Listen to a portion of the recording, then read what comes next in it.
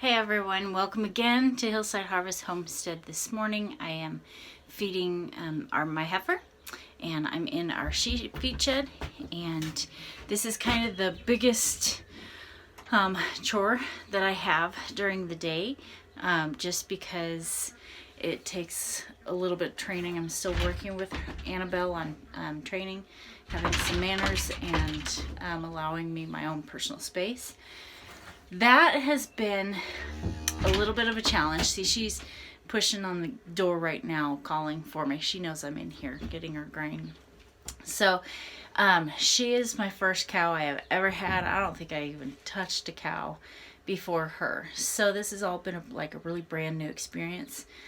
And I did some searching online as to how to work with a cow, how to train a cow, because they're big animals and they can be dangerous, if they push you around. And so when we first got her, so we've only had her about a month and a half, but when we first got her, she's super well behaved, real sweet, but then she started getting pushy.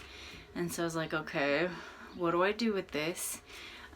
So I watched a really good video, and this woman was really good with her cows, but she could be, this woman could be a little aggressive with them. She just let those cows know where their place was, and that they don't push her around. I thought, well, that's great. So I tried doing that with my cow, and it was working, but then I think the cow got used to it or something. I'm not real sure. And then she started getting kind of irritated that I was not allowing her to get in my bubble. And so she got really pushy and got really sassy with me. And so then I started getting a little harsher with Annabell, and trying to make sure that she knew not to invade my space. And then I noticed that Annabell's attitude just got really, really bad. And so I thought, oh gosh, what am I doing wrong? I need to change something, because I don't want her to get to the point that she becomes dangerously aggressive. And I think in the back of my head all the time about my kids coming out here in the field, and I don't want this cow to be a danger to them. And so anyways, I watched some more videos. She's getting really antsy. I watched some more videos, and there was another video about being really kind and gentle with your cow, but then don't baby them. So I was like, okay, well, I'll try that. I'll try being really kind, just kind of switch things up. So I started just being real gentle with her and not pushing her around, not trying to take control of the situation, really trying to, I just tried to change things and be more gentle with her. She took total advantage of that and started pushing me even more. I tried to take grain from the feed shed down to the barn, and she was pushing me like she had to be in that grain bucket while I was walking, and she pushes me with her head. So I thought, okay, this is not going to work. So try to find a happy medium. What I have come up with, and like I say, I've only had her for a month and a half. I know this is going to take time. These things don't happen overnight. You don't develop new habits and training and all of that stuff overnight. So I know it's going to take time. What I've been working with, and seems to work okay because she's getting the idea, is I actually use my voice more. And I use my arms, I make sure, what she does is she will run up behind me, and she's jumping and kicking out and tossing her head and runs right up to me. Well, I don't like that, because I don't know, is she paying attention? Is she going to stop before she gets to me and bulldozes me over? I have no idea. Is she upset at me? Is she just being excited? I don't know. So I don't care if she runs around and jumps and kicks out and tosses her head, but I don't want her doing it right around me, because she probably isn't going to pay attention really where her feet are flying and stuff. So So go ahead and do that, but keep a distance from me. So at this point, what I do when she does that is I will face her as she's coming towards me, and I will let her know. I'll kind of throw my hands in the air. Hey, you know, and then no. And she listens to that. She will stop. So a lot of times what she reacts to or what she responds to is me going psst, psst. For whatever reason, that seems to work with her. So she tests it. But then as she does good things, like what I'm working with now with the grain bucket, is that she's not near me. Her head is not in the grain bucket as we're walking. And I try to get her to kind of go ahead of me into the barn. And so I encourage her, you know, let's go. And she will actually start running to the barn ahead of me. And then, you know, as she's running, I'll let her know, good girl, you know, that what she's doing is good. So I use my voice more than anything. And it seems to be working okay. We'll see, you know, I mean, with time, hopefully it'll get a little easier, and she'll understand more. But at this time, it seems to be working. She's getting a little better behaved. She's still antsy. She still has her little attitude of, you know, rolling her head and hurry up, and still wants to run up to me. I won't turn my back on her when she is running up to me, or, you know, if she's behind me, I'm constantly like looking behind me, checking, making sure she keeps a good distance. You know, just watching her. I just don't feel comfortable at this point of just turning my back on her, just because I don't know what her attitude is going to be. So the grain that I give her in the morning, I started giving her grain when we first got her because she looked a little skinny to me.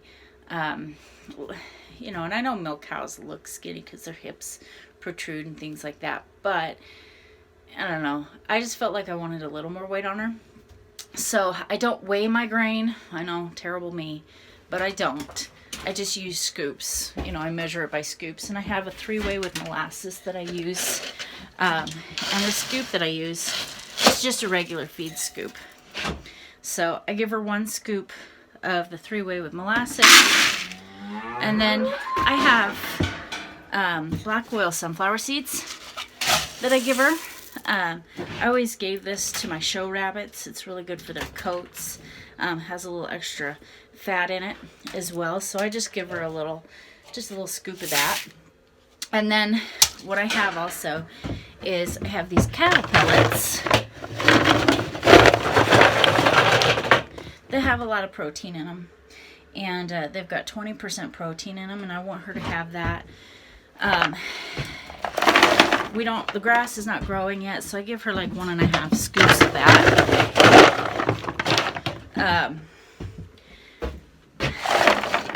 The grass isn't growing quite yet. When the grass starts growing, I'll cut down the grain or completely get rid of it because she doesn't need it. But right now, because we're kind of in that in-between stage, the grass is just starting to grow, but not enough to get the animals to want to eat it. They're still eating hay. Now the hay is good. It's a grass alfalfa hay, but to put that weight on her that I wanted some extra grain for that. And she is also pregnant, so just want a little extra fat, a little extra protein for that as well. So, but summertime I don't anticipate feeding her grain. It's just kind of a temporary thing. So let's go feed the cow, and we will see. She's waiting at the door impatiently, and we will see how this goes. Annabell, psst, psst. Back. Psst, psst, psst. Psst. Go. No. Back. Good girl. Now, she's not allowed to have the grain. Psst. Nope. Psst. Psst. Go on. Psst. Psst. Go. Psst. Let's go. Back. That's a girl.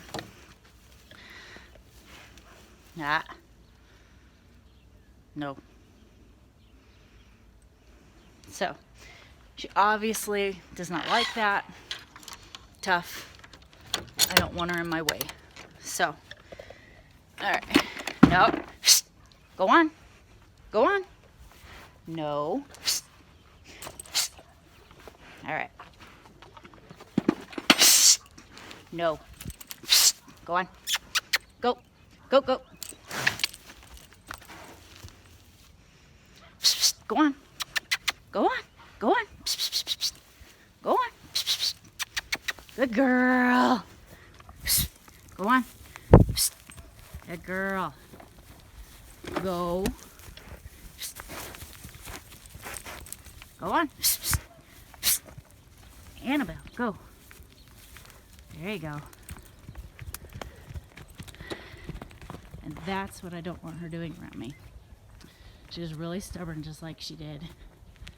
She's testing me a little more because I've got the camera. She knows my hands are full. Good girl. Nope. Good. Nope.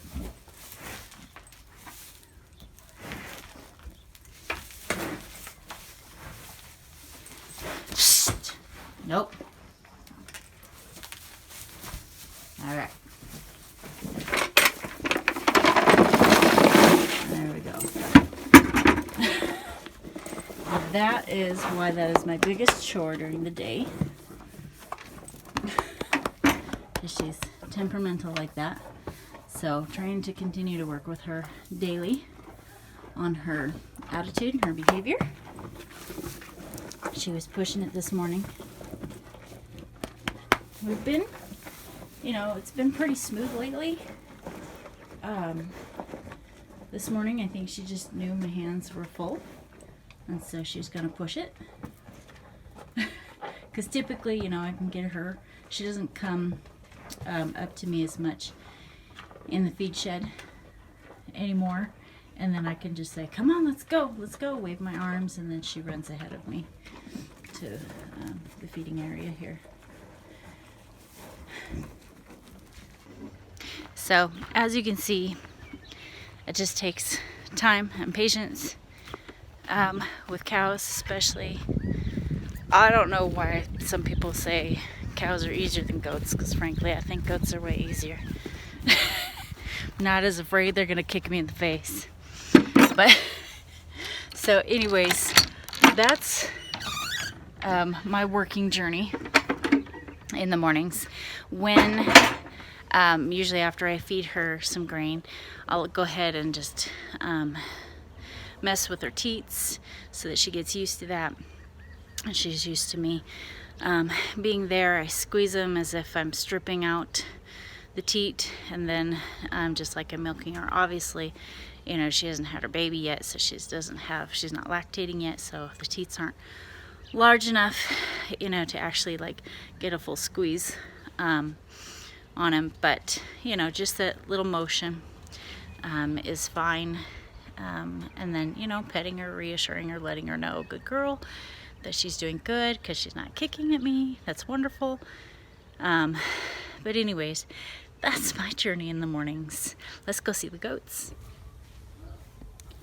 There's Maple. Hello, Maple. She's likes to be the boss of the yard.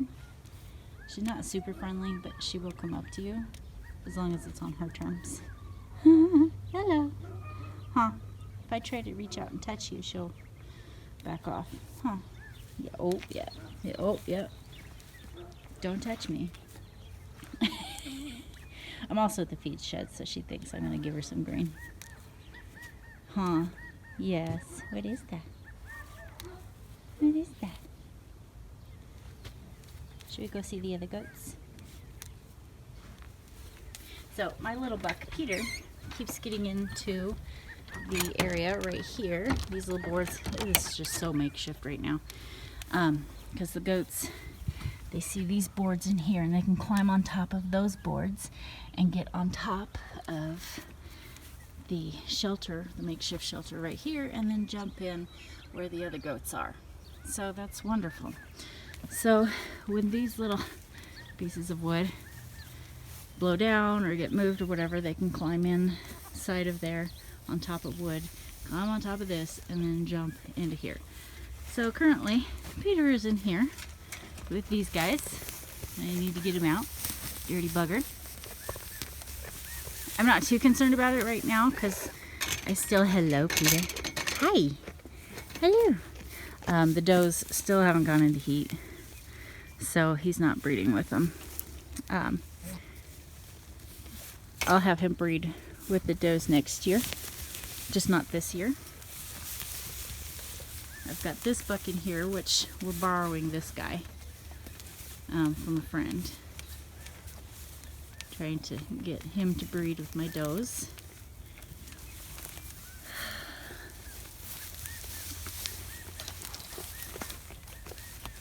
I think these girls are getting so tired of being in here. I'm so sorry. Go into heat and I'll let you out. Yeah. Hello, Prim. Hello. Hello, pretty girl. Yes, you're my nice girl, huh? Yes. You're my nice girl. Yeah. She prefers to be around people and goats. Yeah. Good girl. This is Peter's mom, which is another reason I don't want him in here. I don't want him breeding with her. So this buck, his name is Orion. His favorite doe seems to be Prim. They take naps together. I've got pictures of them together. It is so cute. She just leans up against him. That's your man, huh? Well, I've seen cuter, but he'll do.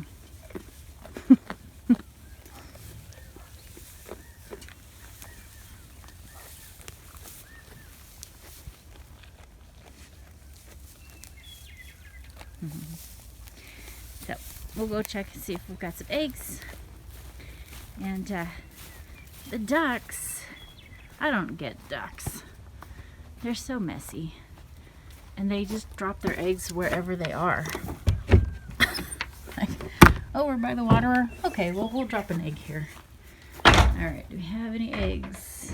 This is where they typically lay them. A little hole here, a little hole there. Wherever.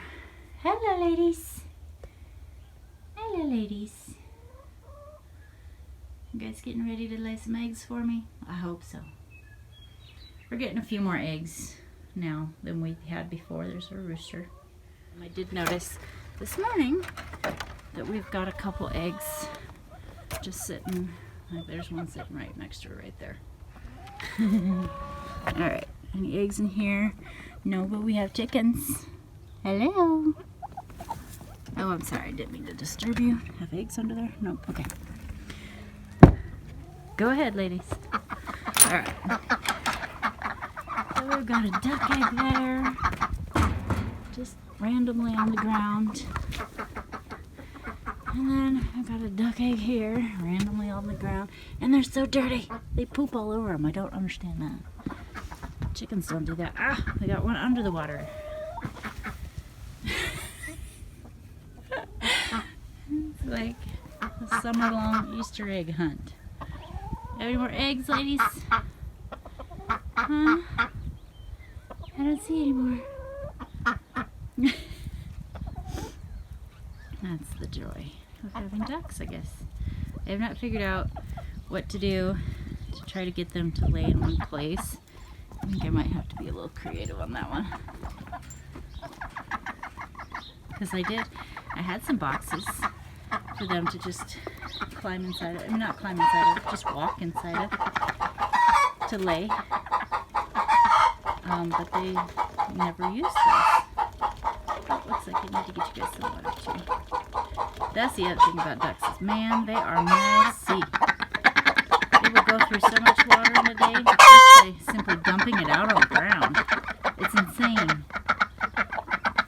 They're cute, they're cool, but they are messy.